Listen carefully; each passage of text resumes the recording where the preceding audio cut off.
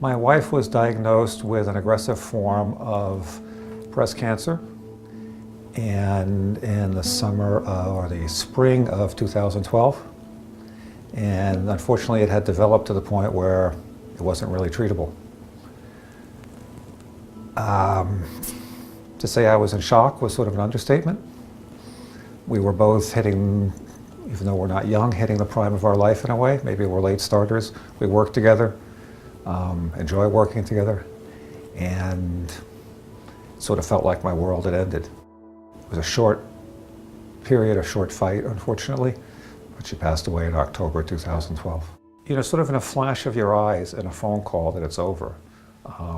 You go from a family of two to a family of one. You go from a couple, which we are a society of couples in a way, to just you.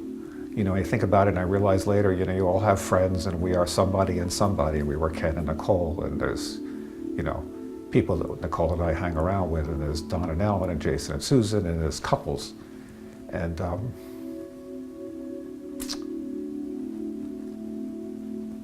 you kind of get used to it. You know, it becomes, you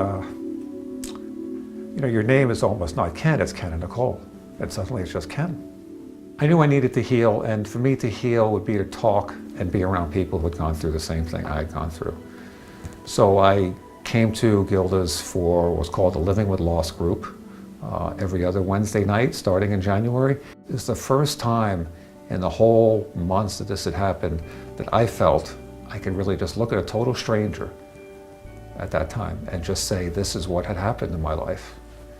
I had family, they knew, I had friends who all knew, but I felt like I could look at this person in, I'd say, the comfort of this building, the comfort of the room upstairs, and just say, this is what happened. And by providing that environment and comfort zone, because you wouldn't just call up this person, and I think all of us in this particular group just felt like this was what we needed. We needed to share the little stuff and the big stuff. Without Gilda's Club, I think it just would have been a very, very difficult time.